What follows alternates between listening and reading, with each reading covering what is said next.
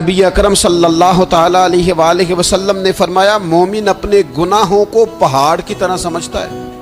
یہ بخاری میں حدیث ہے.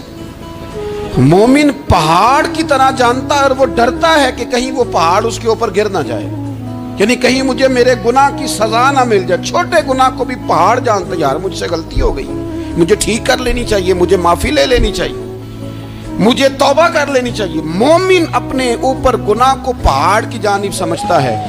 اور حضور علیہ الصلوۃ والسلام فرماتے ہیں کہ یہ جو فاسق اور فاجر ہوتا ہے نا، اللہ کا نافرمان، یہ گناہ کو مکھی کی طرح سمجھتا ہے. یہ سمجھتا ہے میں نے اشارہ کرنا ہے، مکھی نے اڑ جانا ہے. مومن کی علامت یہ ہے کہ وہ پہاڑ جانتا ہے، اگر غلطی ہو جائے تو پہاڑ. امام اعظم ابو حنیفہ رحمۃ اللہ علیہ گزر رہے تھے تو بارش ہو گئی تھی اور کوفہ میں کیچڑ تھا، تو آپ نے جو جوتے پہنے ہوئے تھے ان جوتوں سے چلتے ہوئے نا آپ کے پاؤں سے کچھ مٹی اڑی، تو سامنے کی جو یہودی تھا، اب اس زمانے میں دیواریں کچی ہوتی تھی، اس کے دیوار پر جا کے وہ مٹی جو تھی وہ لگ گئی.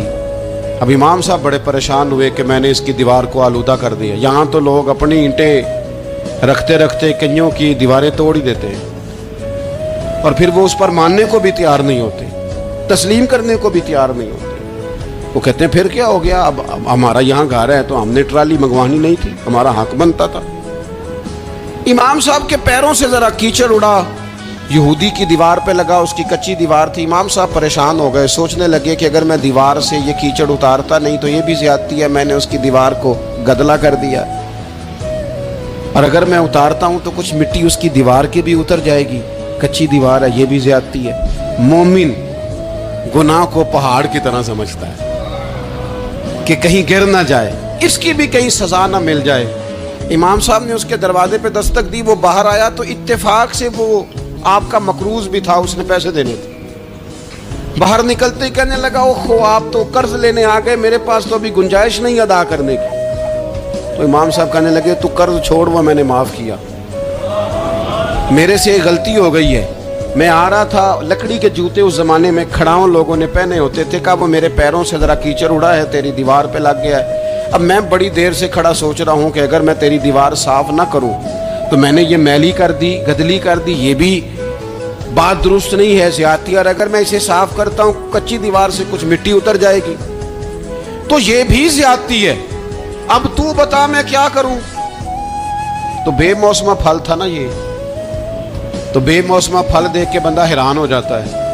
جو باتیں روٹین میں نہ ہو رہی ہوں وہ ذرا انوکھی لگتی ہے، بندہ حیران ہو گیا. غور سے امام صاحب کا چہرہ دیکھنے لگا، غور سے چہرہ دیکھنے لگا. پھر تھوڑی دیر سوچنے کے بعد کہنے لگا حضور پہلے میں نے دین اسلام کے بارے میں پڑھا اور سنا تھا، آج میں نے دین دیکھا ہے. پہلے میں نے سنا تھا کہ دین اسلام اس طرح کا ہے، آج میں نے دین. کہنے لگا حضور پہلے میں نے دین سنا تھا، آج دیکھا ہے. آپ وہ مٹی کی دیوار پر جو کیچڑ لگ گیا ہے، دیوار کو بعد میں صاف کیجئے گا، پہلے کلمہ پڑھائیں تاکہ میرے اندر کا کفر صاف ہو جائے، مجھے مسلمان کر دیں.